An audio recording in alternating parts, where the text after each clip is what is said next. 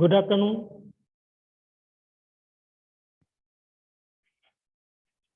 Good afternoon, students.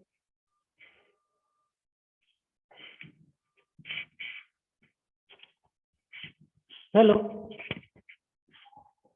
Hello.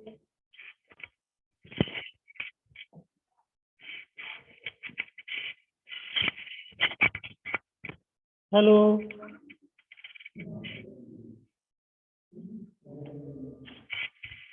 Hello. Hello, students. आवाज आ रही है? हेलो। Yes, sir. हाँ, आवाज आ रही है? Okay okay. Yes, sir.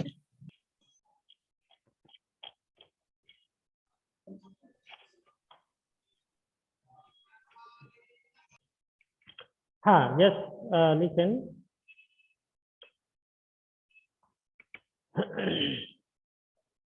Yesterday and day before yesterday, we have discussed the chapter number 7, tribes. What is tribes? What are nomads and the settled communities? We have discussed a lot about these points. Today we will discuss further than that.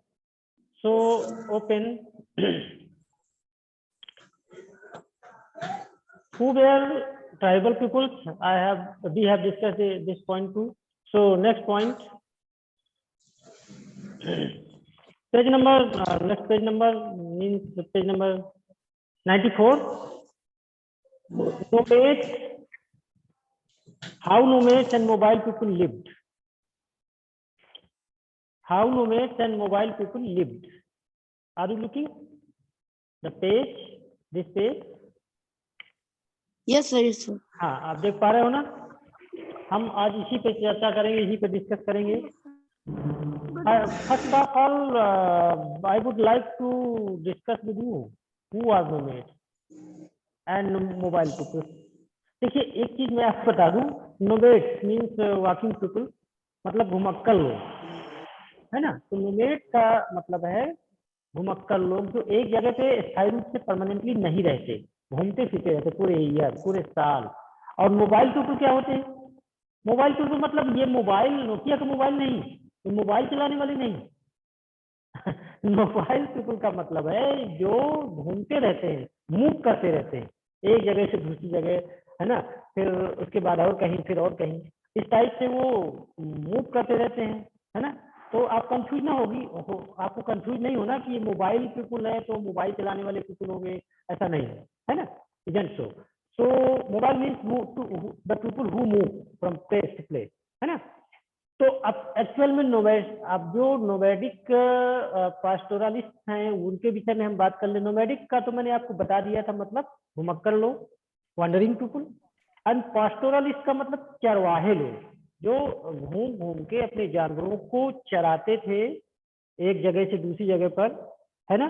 तो they are called nomadic pastoralist. अब बात ये समझ में आ गई, what is this term nomadic pastoralist means. तो nomadic pastoralists moves over long distance with their animals. अब वो अकेले नहीं घूमते थे, अपने जानवरों के साथ वो चलते थे. हाँ, बोलिए. Hello Sir, can you repeat the meaning of pastoralist? हाँ हाँ, मैंने अभी बताया ना. अच्छा, एक बार फिर से सुन लीजिए. देखिए, पास्टोरल जो वर्ड है वो डिराइव, पास्टोरलिस्ट जो वर्ड है वो डिराइव हुआ पास्टोरल से. पास्टोरस मीन्स होता है one who graze the animals, मतलब जो जानवरों को चराते हैं, है ना? जो जानवरों को चराते हैं उनको पास्टोरलिस्ट बोलते हैं. पास्टोरलिस्ट. Thank you, sir. आपने चरवाहे देखे होंगे ना, जानवरों को चराते रहते हैं एक जगह से दूसरी जगह घुमा घुमा के, है ना? पूरे साल वो उनका यही काम होता है. तो अनोमेडिक का मतलब होता है घूम घूम के एक स्थान से दूसरे स्थान पे घूम करके, चल करके जानवरों को चराना. ठीक, ये इसका मतलब होता है. तो आई थिंक कि आपको इसका मतलब समझ में आ गया. ठीक है, तो आप nomadic pastoralist move over long distance. अब ये जो घुमक्कड़ लोग थे, चरवाहे लोग थे, ये इतना ज्यादा लंबी दूरी तक जहां से रहते थे वहां से इतना ज्यादा आगे पहुंच जाते थे अपने जानवरों के साथ कि बहुत दूर तक पहुंच जाते थे, है ना? और पूरे साल ही घूमते रहते थे.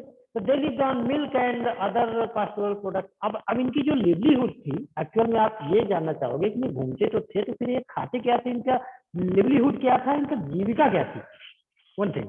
ये क्या तो हो गया? ये इनका जो मेन लिवलीहुड था, इनकी जो मेन जीविका थी वो क्या थी, milk and other pastoral product. मतलब मिल्क, भाई जो ये जानवर चराते थे तो जो उनसे मिल्क होता था, दूध होता था वो, और पास्टोरल प्रोडक्ट मतलब जो एनिमल्स थे वो जो उनसे और भी प्रोडक्ट होता था, जैसे कि भेड़, भेड़ से जो क्या है वूल निकलता था, ऊन निकलता था, उसको भी ये बेचते थे। मिल्क जो होता था गाय भैंस और ये आपका काऊ बफेलो गोट, इसका ये भी इसको बेचते थे, है ना। तो ये जो प्रोडक्ट होते थे एनिमल्स के, इनको ही बेचते थे।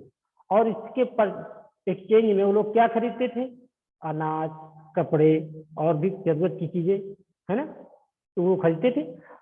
तो दे आल्सो एक्सचेंज वूल, घी। अब देखिए, आप देखेंगे ना, अब मिल्क प्रोडक्ट क्या है, मिल्क से बनने वाले और भी चीजें हैं, घी है ना, और भी चीजें हैं। और जो मैंने आपको बताया कि एनिमल प्रोडक्ट्स जो आपको वो ऊन, जैसे आप भेड़ भेड़ भी चराते थे, बकरी भी चराते थे, तो जो भेड़ों से और ये जो ऊन निकलती थी वो भी। तो with settlement agriculture for grain. अब ये जो सेटलमेंट एग्रीकल्चरिस्ट है, जो लोग बसे हुए हैं परमानेंटली गांव में, बस घर बना के रहते हैं स्थायी रूप से, उनसे क्या एक्सचेंज करते थे, उनके बदले में ये दूध है या मिल्क प्रोडक्ट है या जिनको कह सकते हैं कि ऊन वगैरह ये और चीजें हैं, इनके बदले में वो लोग क्या एक्सचेंज करते थे गांव के लोगों से, ग्रेन, अनाज, कपड़े, शहरों में टाउन में जाके कपड़े, और utensils and other product. Utensils का मतलब जो घर के काम की और भी चीजें हैं, और दूसरे जो और सामान जो जरूरत की चीजें हैं वो लोग इनसे पर एक्सचेंज कर लेते थे। किसके बदले में, मिल्क प्रोडक्ट और एनिमल प्रोडक्ट्स, ऊन वगैरह ये जो बनाते थे, निकालते थे, उसके बदले में। तो आपको ये समझ में आ गई कि इनकी लिवलीहुड क्या था, इनका जीविका क्या था, कहाँ रहते थे, कैसे रहते थे। ये हमेशा घूमते रहते थे, एक जगह पर नहीं रहते थे, घर बना कर नहीं रहते थे, ठीक है ना, आया समझ में। Yes sir. यस सर, अब आगे आगे चलते हैं नेक्स्ट पेज पे। दे bought and sold these goods as they moved from one place to another, transporting them on their animals. अब दे bought and sold, वो खरीदते थे और बेचते भी थे। जैसे वो एक स्थान से दूसरे स्थान पर जाते थे तो वो ये चीजें बेचते भी जाते थे, खरीदते भी जाते थे, अपनी मतलब की चीजें खरीदते थे और बेचते भी जाते थे। Transporting them on their animals, और अपने जो एनिमल्स थे उनके उन पर वो ट्रांसपोर्ट करते रहते थे, उनपे वो, है ना। तो जब बंजाराज में, अब वो कौन सी थी जातियां जो ये काम करती थी, मतलब वो घूमते रहते थे। नोमैडिक्स में कौन सी कास्ट आती थी, एक आपने वर्ड अभी सुना होगा, बंजारा। बंजारा, बंजारा का नाम आपने सुना होगा, एक फिल्म भी बनी है इस पर, है ना, मूवी बनी है।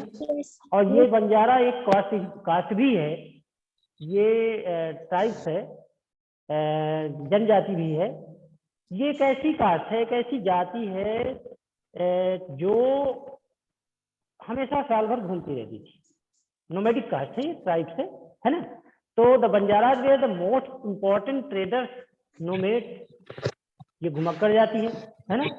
पहले एंशिएंट टाइम में, पहले के समय में, मिडिल पीरियड में ये लोग बहुत आते थे, देखने को मिल ही जाते थे, हर गांव में लगभग देखने को मिल जाते थे, आते रहते थे।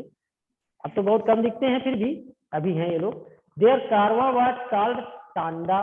कारवा मीन ग्रुप, वो ग्रुप बना के रहते थे, उनके ग्रुप को क्या बोलते थे, टांडा, टांडा। सुल्तान Alauddin Khilji used the Banjaras to transport grains to the city market. अब आपने नाम सुना होगा अलाउद्दीन खिलजी, एक सुल्तान था ना, खिलजी डायनेस्टी का, बहुत पावरफुल सुल्तान था खिलजी डायनेस्टी का, दिल्ली सल्तनत में। तो उसने इनका यूज किया था, क्या किया था, इनको एक काम दिया था, जो अनाज था, अनाज को सिटी मार्केट में, सिटी में ट्रांसपोर्ट करने के लिए, क्योंकि इनके पास जानवर होते थे अनाज ढोने के लिए, है ना। तो ऐस वगैरह, मतलब हार्स वगैरह ये सब रखते थे, घोड़े, खच्चर। तो उनमें ये अनाज ढोने का काम अलाउद्दीन खिलजी ने किया था, ठीक है ना, अब समझ में आएगा।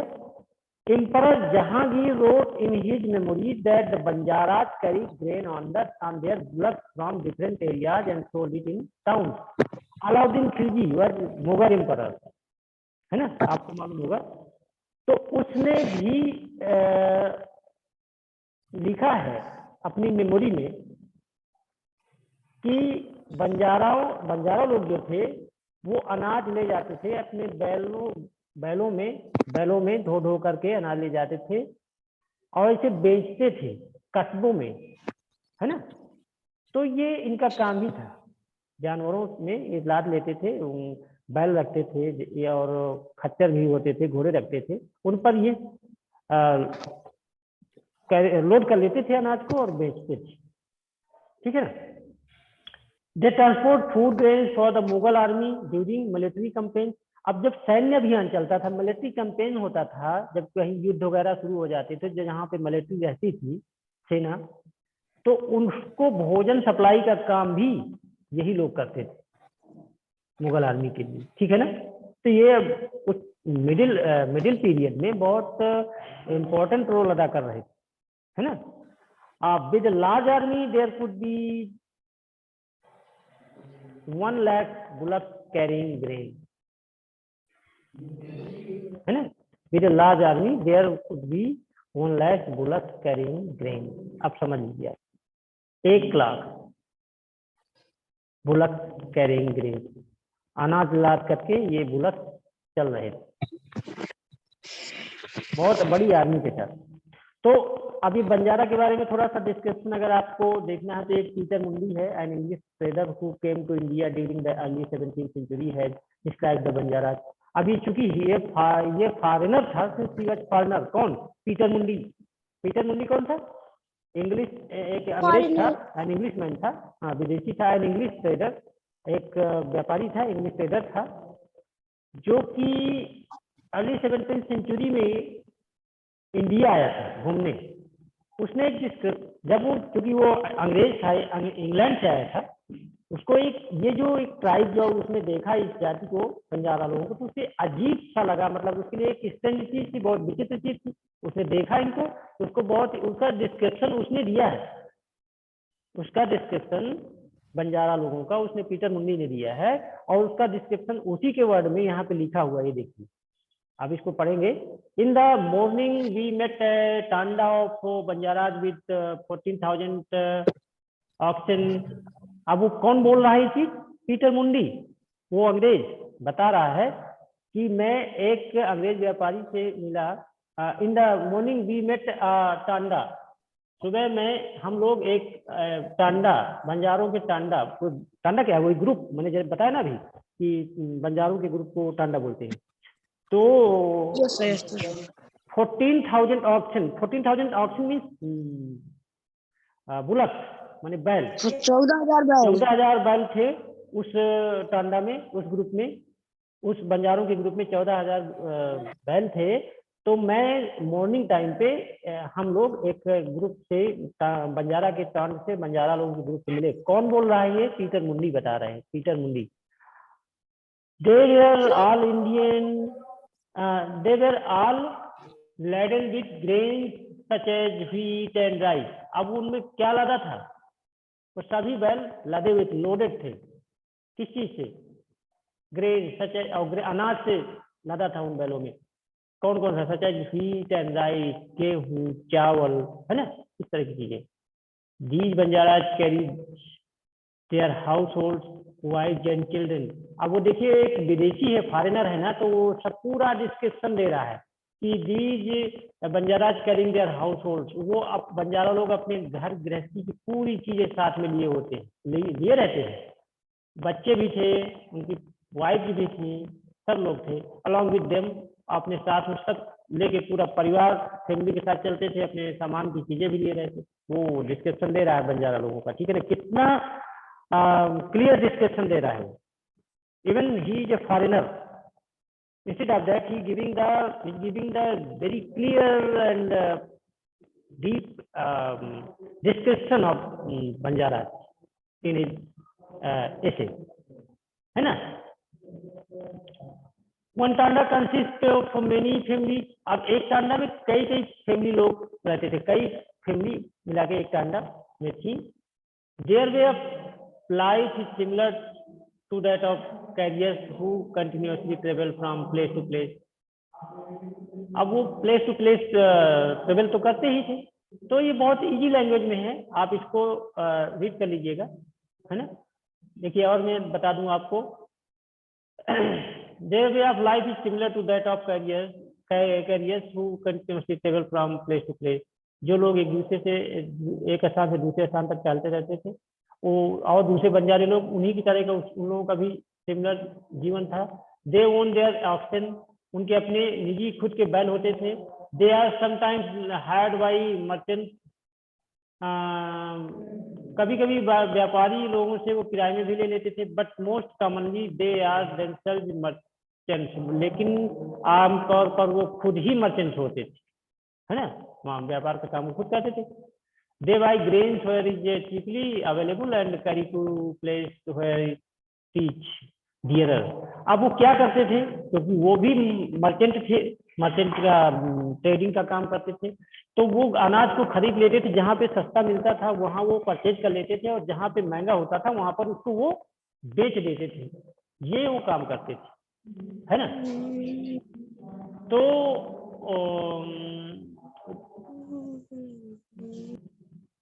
from there they again reload their auction with anything that can be profitably sold in other places। और जहां पर जाते थे फिर वहां से कुछ और दूसरी चीजें लोड कर लेते थे, और जहां पर फिर दूसरी जगह जाकर उसको बेच देते थे, जिससे कि उनको प्रॉफिट हो। क्या हो? प्रॉफिट हो, बेनिफिट हो। मतलब जो चीजें सस्ती मिल जाती थी यहाँ पे वो परचेज कर लेते थे, और जहाँ उनको पता रहता ना कि कहाँ पे कौन सी चीज सस्ती है और कहाँ पे महंगी बिकेगी, तो वो वहां से परचेज करके वो दूसरी जगह उसको जहाँ पे महंगी बिकती है तो वहां पे वो बेच देते थे। ठीक है, तो ये था डिस्क्रिप्शन आपको मैंने दिया बंजारा लोगों का, और ये दिया है पीटर मुंडी ने, एक अंग्रेज ट्रेवलर थे जो इंडिया आए थे। अब देखिए नोमैड्स एंड इंटिनेरेंट ग्रुप, एक वर्ड आ रहा है इंटिनेरेंट ग्रुप, ये मैं बता दूं क्या है थोड़ा सा। नोमैड्स तो मैंने बता दिया आपको कि ये घुमक्कड़ लोग जो घूमते रहते हैं। और इंटिनेरेंट ग्रुप क्या होता है, इसका भी मतलब होता है, हिंदी मीनिंग होता है इसका चलायमान, जो घूमते रहते हैं, चलते रहते हैं, उनका भी वही मतलब। तो नोमैड्स एंड इंटिनेरेंट ग्रुप, ये जो आपको बॉक्स साइड में एक ये जो दिख रहा है ना, ये कमेंट, ये इंपॉर्टेंट होता है, इसमें आपको बहुत सारे क्वेश्चन मिल जाते हैं। देखिए इसको, नोमैड्स एंड इंटिनेरेंट ग्रुप क्या होते हैं। Nomads are wandering people, many of them are pastoralists who roam from one pasture to another with their flocks and herds। अब मैंने बताया आपको कि नोमैड्स क्या होते हैं, वांडरिंग पीपल माने घुमक्कड़ लोग होते हैं, जो, और उनमें से मोस्टली क्या होते हैं, पास्टोरलिस्ट माने चरवाहे लोग होते हैं। Who roam from one place to another, roam means walk, घूमना, जो एक स्थान से दूसरे स्थान पर वो लोग टहलते रहते हैं, घूमते रहते हैं। With their flocks and herds, अपने जानवरों के साथ, झुंड के साथ, है ना, ग्रुप में वो अपने जानवरों के साथ घूमते रहते हैं। ये that is the definition of nomad. अब देखिए सिमिलरली, अब ये टिनिरेंट क्या है, उसी तरह से आप इसको देख लीजिए। इंटिनेरेंट क्या है, इंटिनेरेंट क्या है, itinerant group such as craftsperson, peddlers and entertainment, craftsperson, peddlers and entertainers, travelers from one place to another, for their different occupation। जो कामगार लोग हैं अपने काम के लिए एक स्थान से दूसरे स्थान पर घूमते रहते हैं, इनमें से both nomads and itinerant group often visit same place every year। और हर साल पर वो साल भर वो घूमते रहते थे, और जब एक साल पूरा हो जाता था तो फिर वही प्रक्रिया, वो वही प्रोसेस करते रहते थे। तो काम ढूंढने के चक्कर में कामगार लोग भी एक स्थान से दूसरे स्थान पर घूमते रहते थे। अब आप देखेंगे नेक्स्ट पेज पर, अब ये many pastoral tribes reared and sold animal. अब बहुत से कुछ ऐसे चरवाहे भी थे, वो जातियां, जनजातियां भी थी, पास्टोरल ट्राइब्स में चरवाही जातियां थी। रियरड एंड सोल्ड एनिमल्स, वो जानवरों को चराते थे और बेचते भी थे, है ना, such as cattle and horses. वो कैटल्स और हार्सेस बेचते भी थे, है ना। टू द प्रोसेस में जो धनी लोग थे, अमीर लोग थे, उनको बेच देते थे। Different caste of petty peddlers also traveled from village to village. They made and sold wares such as ropes, reeds. अब वो लोग और भी काम करते थे, रस्सी रस्सी भी बनाते थे, रस्सा रस्सी ये सब बनाते थे और वो बेचते थे उनको। स्ट्रा मेटिंग एंड चटाई वगैरह बनाते थे। कोर्स सैक्स, बोरे भी बनाते थे। And sometimes mendicants acted as wandering merchants. They were caste of entertainers who performed in different towns and villages for their livelihood. इस टाइप का वो काम करते रहते थे और अपनी जीविका चलाते थे। अब एक वर्ड आता है, now next point is changing society, new caste and hierarchies एक वर्ड आता है ये। तो चेंजिंग सोसाइटी, अब ये जो लोग अपनी जीविका चला रहे थे इस तरह से और घूम रहे थे, तो अब धीरे धीरे कुछ दिनों बाद इनमें बदलाव भी आता है ना। एक बदलाव आता है और नई नई कास्ट डेवलप हो जाती है। और हायरार्कीज का मतलब होता है यहाँ पे श्रेणियां, सब कास्ट जिसे हम कह सकते हैं, उपजातियां बन जाती है। अंडरस्टूड? देखिए हमने अभी इसके पहले बताया था कि जो अपना सोसाइटी था वो 4 पार्ट में डिवाइड था। कौन कौन से? ब्राह्मण, क्षत्रिय, वैश्य और शूद्र। अभी 4 पार्ट क्यों किए गए थे, किस बेस पर किए गए थे, क्या इनके काम थे, तो मैं आपको ये बता दूं कि ये जो सोसाइटी का डिवीजन किया गया था ये उस समय के काम के हिसाब से डिवाइड किया गया था। जो लोग जो जैसे कि ब्राह्मणों का काम क्या था? पूजा पाठ करना, शिक्षा देना, पढ़ाना, अध्ययन करना, अध्यापन करना, ये काम था ब्राह्मणों को। ठीक है। फिर जो दूसरे नंबर में जो थे क्षत्रिय लोग, क्षत्रिय लोगों का काम था, उनको ये काम दिया गया कि भाई वो देश की रक्षा करेंगे, है ना, देश की रक्षा करेंगे और शासन करेंगे। ये उनका करना, शासन करना, देश की रक्षा करना, आक्रमण करना, देश के आक्रमणों से बचाना, अटैक से बचाना, ये उनका काम था। ठीक है। वैश्य लोगों का एक तीसरा वर्ग था। ये लोग देश की अर्थव्यवस्था, इकोनॉमी में इनका अहम रोल था। ये कोई बिजनेस, व्यापार करना, है ना, ये इनका काम था। और जो एक लास्ट में एक वर्ग था शूद्र। तो ये जो 3 काम थे, इनके बाद जो चौथा काम जो बचता था वो सफाई करना, इन तीनों की सेवा करना, इन तीनों वर्णों की। तो ये काम दिया गया शूद्र लोगों को। अब कुछ दिनों बाद क्या है, इसमें क्या हुआ कि एक डिफरेंस पैदा हो गया, एक खाई पैदा हो गई। कुछ लोग अपने को बहुत ऊंचा समझने लगे, कुछ लोग नीचा समझने लगे, दूसरे लोगों को हे देखने लगे। तो ब्राह्मण, क्षत्रिय, वैश्य तो खैर ठीक है, ये ठीक चला। लेकिन जो ये चौथे वर्ग के शूद्र लोग थे, इनको ये लोग बहुत डिफरेंस पैदा कर दिए, इनको ये बहुत नीचे दृष्टि से देखने लगे, इसलिए एक खाई पैदा हो गई समाज में। तो अब क्या हुआ कि कुछ दिनों बाद एक और भी ये डिफरेंस बढ़ता गया। ब्राह्मणों में भी कई सब कास्ट हो गई, क्षत्रियों में भी कई उपजातियां हो गई, वैश्यों में भी इसी तरह से सब कास्ट हो गई। तो हायरार्कीज बन गया। मतलब जैसे ब्राह्मण थे तो ब्राह्मणों में बहुत कोई चतुर्वेदी, कोई पांडे, कोई इस तरह से द्विवेदी, और बहुत सारी सब कास्ट होती चली गई।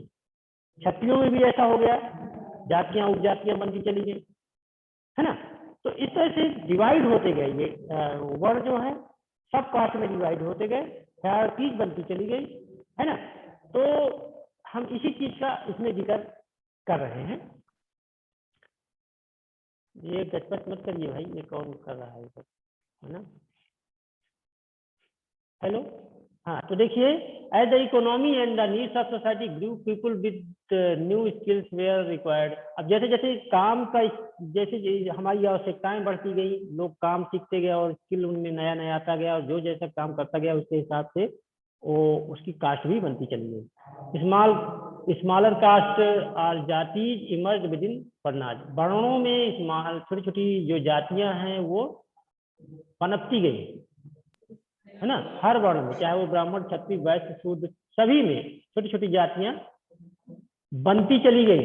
For example new caste appeared amongst the Brahmani, ब्राह्मणों में बने, जैसे कि बताया कि नई नई कास्ट सब कास्ट बनती चली गई। On the other hand many tribes and social groups where taken into caste based society. और मैं ये भी बता दूं कि केवल ब्राह्मणों में ही नहीं,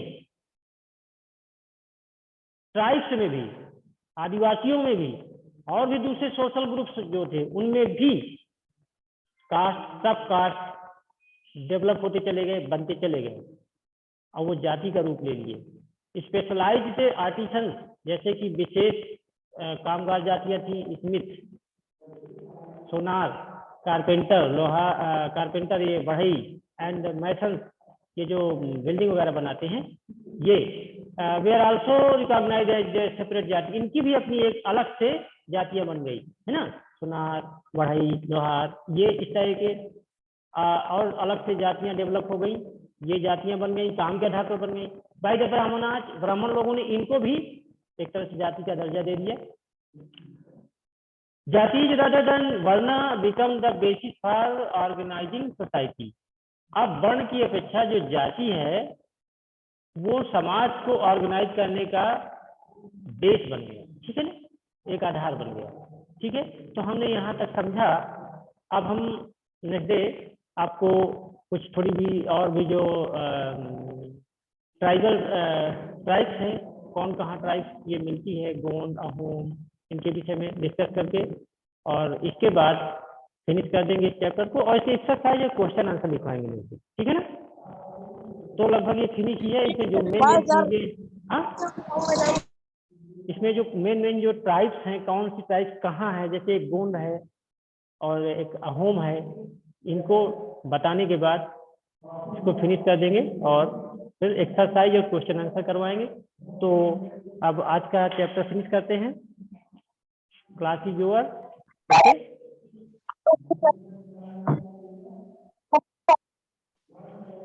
हाँ, bye bye. Okay, Bye, sir. Thank you, bye sir. Bye, bye bye, Bye, sir. Thank Thank you, you, sir. Nice day, sir. Bye, bye sir. Bye, thank you, goodbye, good bye.